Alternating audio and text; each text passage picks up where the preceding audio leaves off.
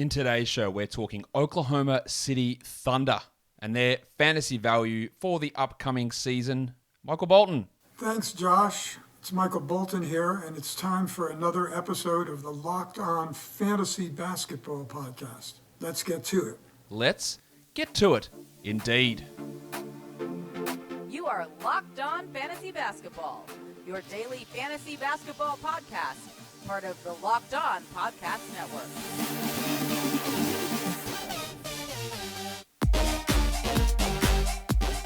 Hello and welcome to the Locked On Fantasy Basketball Podcast, brought to you by Basketball Monster. My name is Josh Lloyd and I am the lead fantasy analyst at basketballmonster.com and at Yahoo Sports Australia. And you can find me on Twitter, as always, at redrock_Beeble and on Instagram at Locked On Fantasy Basketball. We are here to talk about the Oklahoma City Thunder, a team which is pretty interesting from a fantasy perspective and shit that can go all different directions with this squad for this upcoming season, given the somewhat for lack of incentives for them to win, I guess is a fair way of saying it, or the fact that it's going to try and be as bad as possible for most of the season would be my guess. But let's just go through this team and have a look at how things look for a fantasy perspective. And we'll start off by looking at the schedule.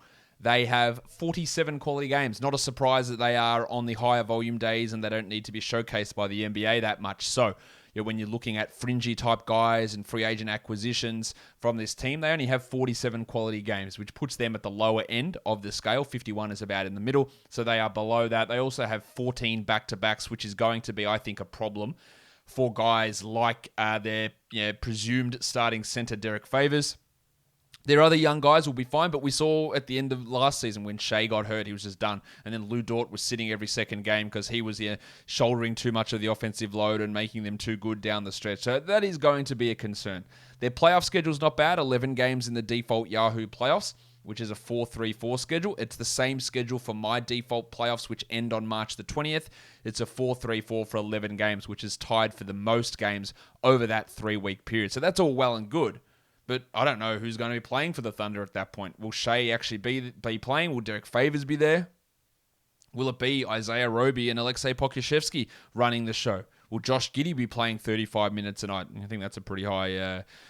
it's a pretty good odds that ends up being the case, but who knows? Like they've got this great playoff schedule, but you just don't know what's going to be happening. Or you're going to be getting your 40 minutes of Jeremiah Robinson-Earl in your championship week. That's a possibility as well. They are such an unknown for this upcoming season that does make them hard to have any sort of reliability from a fantasy point of view for this Thunder team coming up for this NBA season. So let's have a look at some pressure points on this squad. I think the number one thing there is Derrick Favors and his rest schedule. We look at it and go, I assume Derrick Favors is the starting center. That might not be. We're going to talk to Rylan Stiles of Locked On Thunder later today to talk about his thoughts on the rotation. Is Derrick Favors plays 30 minutes a night, which he won't. He just won't do that. He is a top 70 fantasy guy. But does he do that for 40 games? Do they sit him every back-to-back of their 14? Do they just sit him random games? Do they just shut him down post-All-Star like they did with Al Horford? I think that's a high possibility. Is he traded? He's fine as a late pick, Derrick Favors.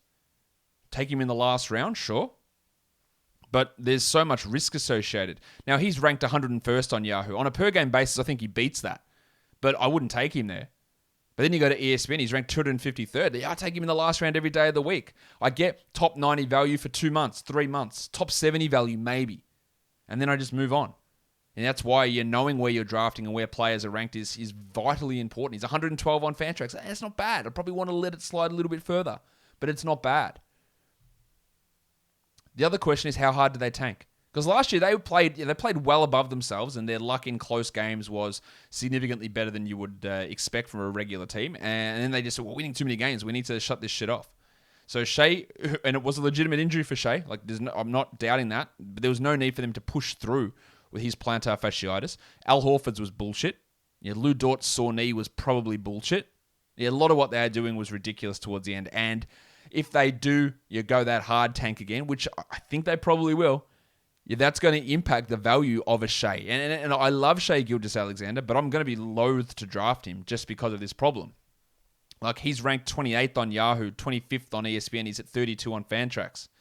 I think that's exactly right for where he is on a per-game basis.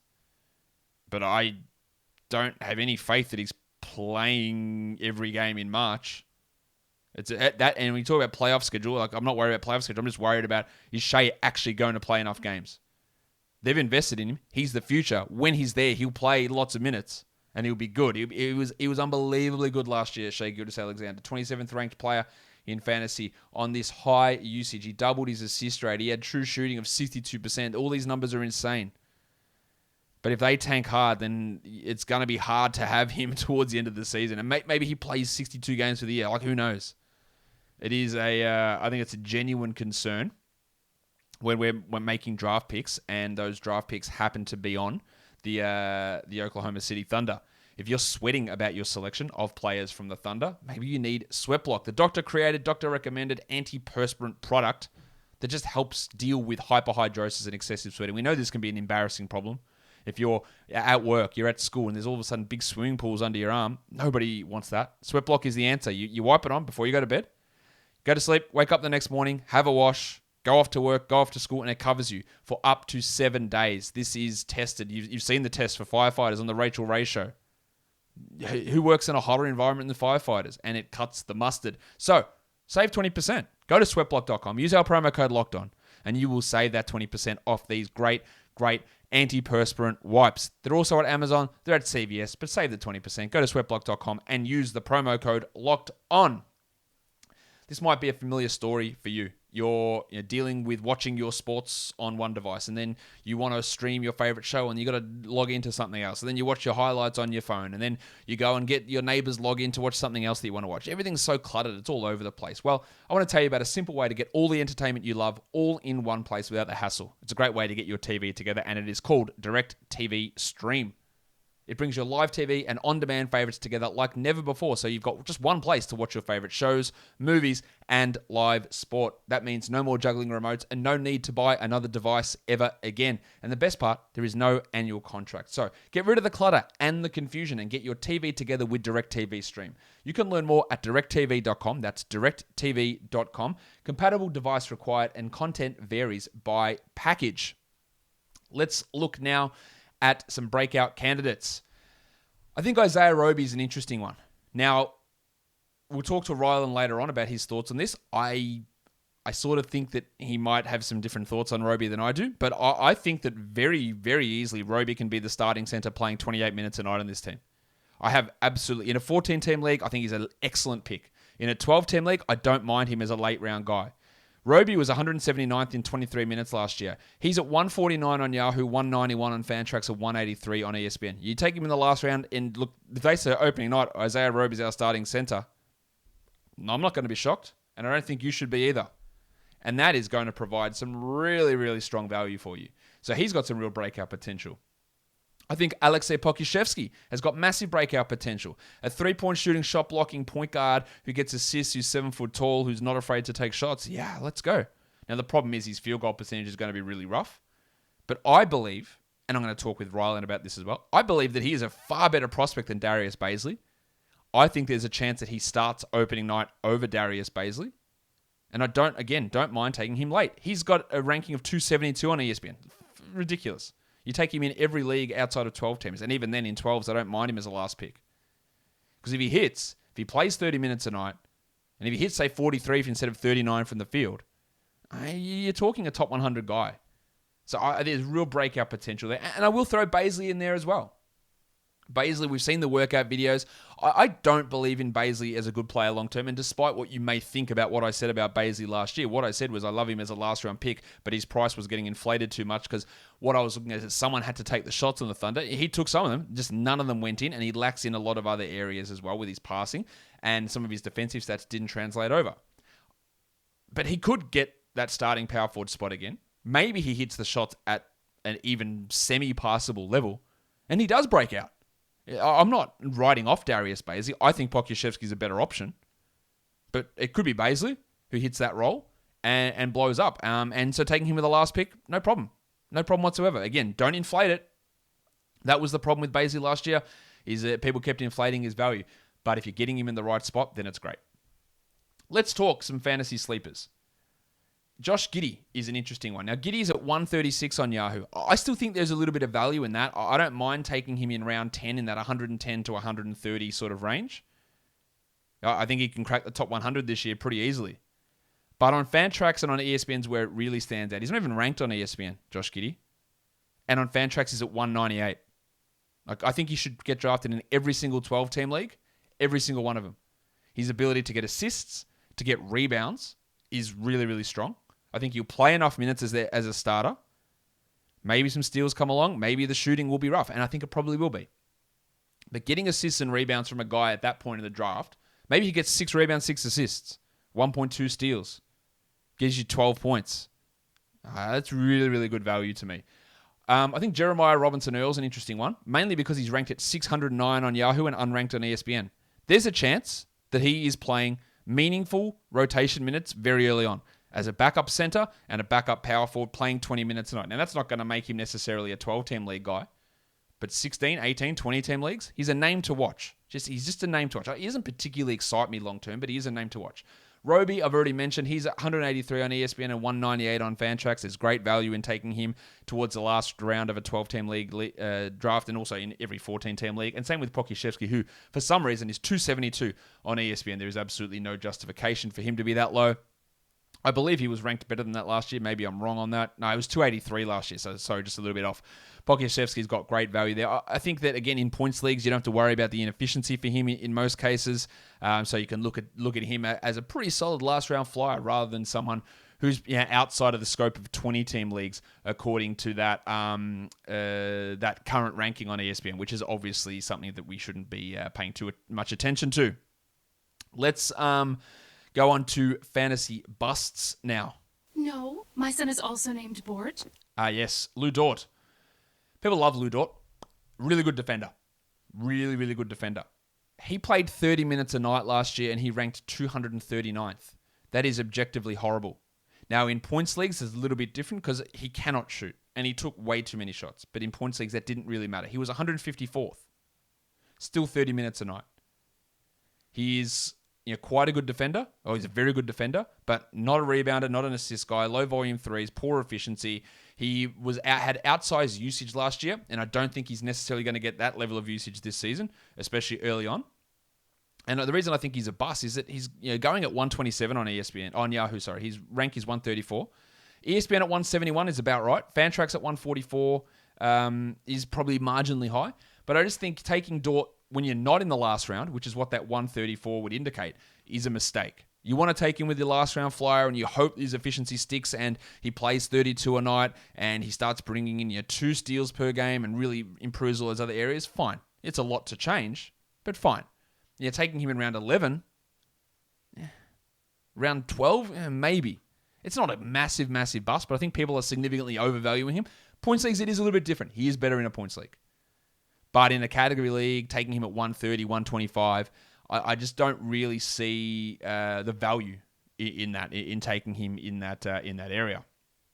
Let's look at some deep league flyer now. I've talked about Roby enough. I think, again, he's a 12-team league flyer, last pick in standard league, which fits the subheading there as well.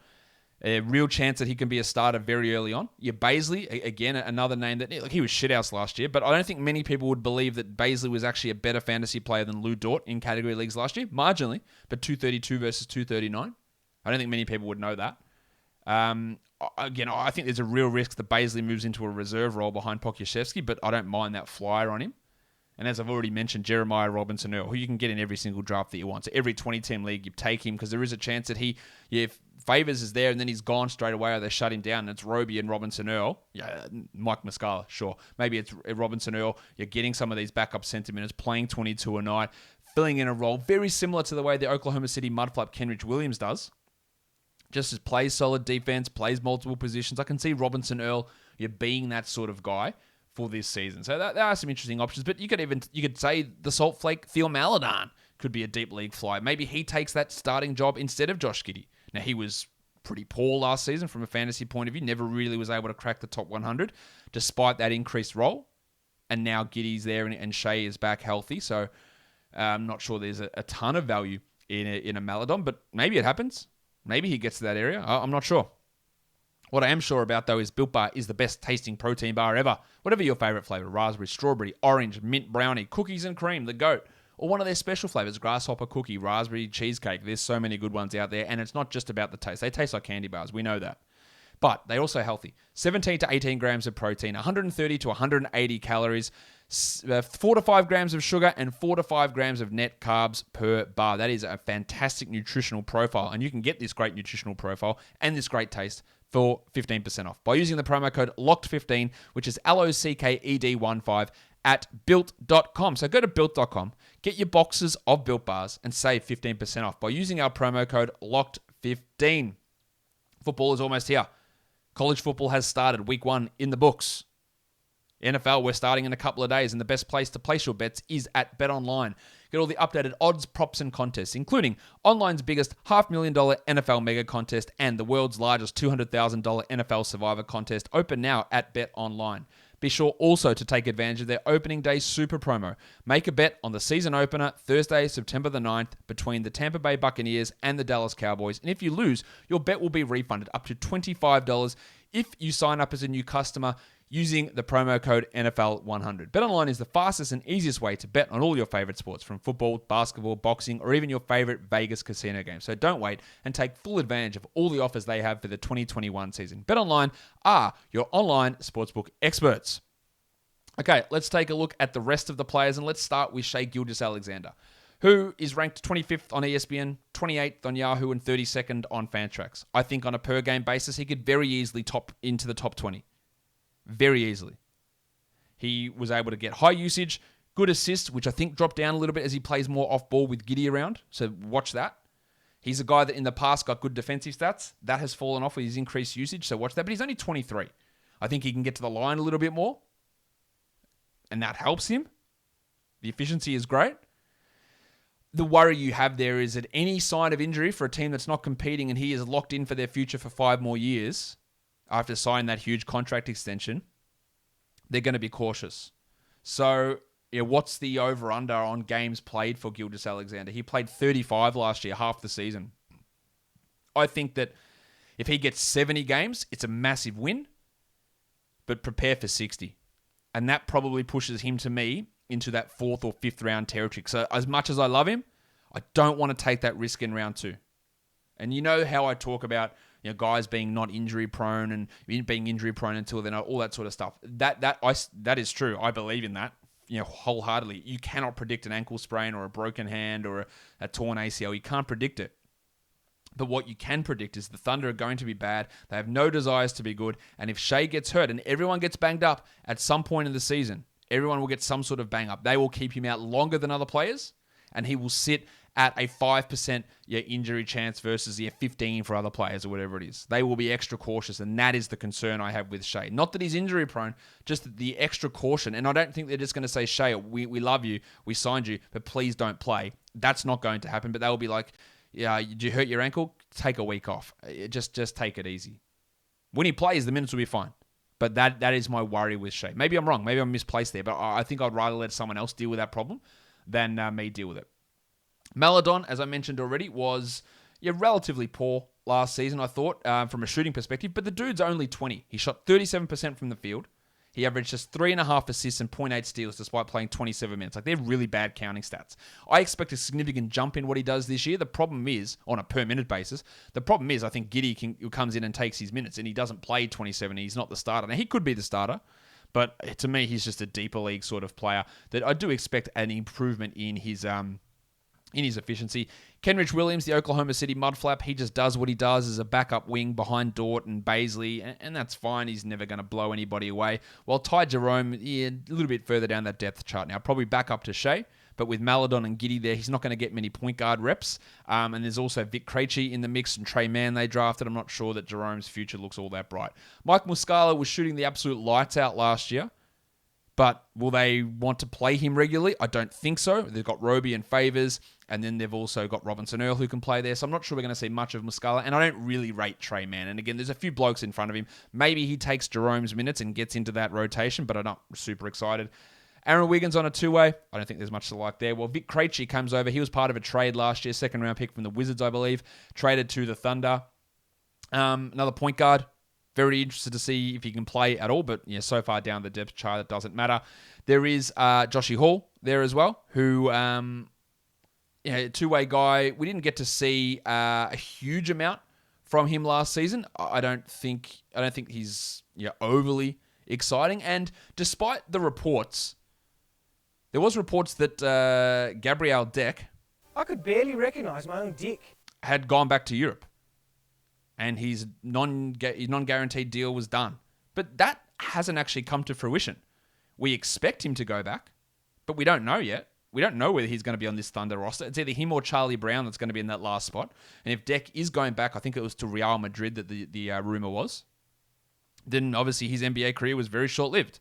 Regardless, his role is not going to be particularly large on this team, given the other players around there, and Pokusevski and Bazley and Robinson Earl and Favors and Roby playing at the 5. He's not going to have a huge role.